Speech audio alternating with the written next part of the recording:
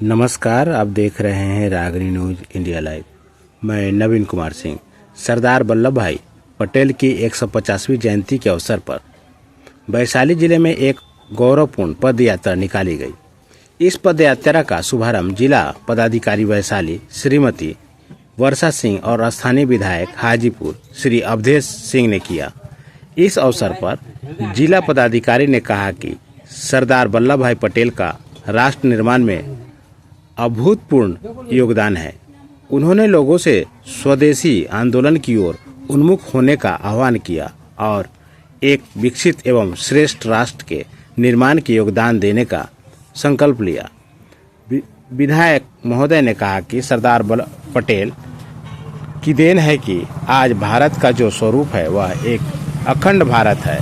उन्होंने युवाओं को नशा मुक्ति शपथ और आत्मनिर्भर भारत के लिए शपथ दिलाई। इस पदयात्रा में विभिन्न विद्यालयों, युवा समूहों, संस्थाओं की सक्रिय भागीदारी रही। जिला प्रशासन वैशाली और मेरा युवा भारत की टीम ने सुरक्षा, स्वच्छता और यातायात व्यवस्था का उचित प्रबंधन किया, जिसके कारण कार्यक्रम शांतिपूर्वक और सफलतापूर्वक संपन्न हुआ। देखिए पूरी रिपोर्ट। उपस्थित सभी पदाधिकारीगण, सभी बच्चे, सभी शिक्षकगण, हमारे सभी कर्मीगण जो आज यहाँ कार्यक्रम में पधारे, आज हम सभी के लिए बेहद खुशी का दिन है कि स्वयं भारत माता हम लोगों के बीच उपस्थित हैं। आप लोग देख सकते हैं। इसके साथ साथ सरदार वल्लभ भाई पटेल जी भी बहुत देर से यहाँ पे हैं, आप लोग के सामने हैं। इनका जो योगदान हमारे देश के लिए रहा है वो अभूतपूर्व अमूल्य योगदान रहा है।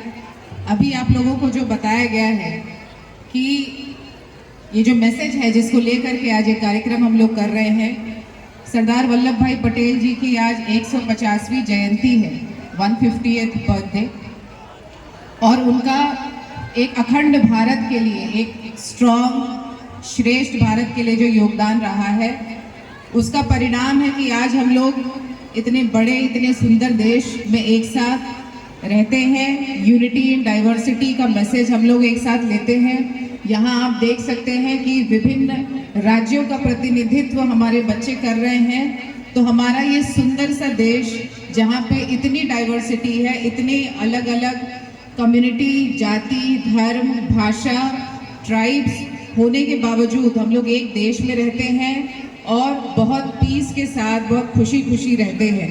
ये देश न केवल हमारे गर्व का विषय है, पर पूरे विश्व में भारत देश का नाम गर्व से लिया जाता है कि जो यहाँ की वैल्यूज़ है, इतने साल बाद भी इंडिपेंडेंस हम लोगों का 1947 में हुआ, लेकिन आज तक जिस वैल्यूज़ को लेकर के हम लोग आज़ाद हुए थे उसको हम लोग मेंटेन करने में, सस्टेन करने में सफल हुए हैं। और बहुत सुंदर दृश्य है यहाँ पर जो हम लोग यहाँ प्रस्तुत करना चाह रहे थे कि हमारा पूरा देश यहाँ दिखाई दे।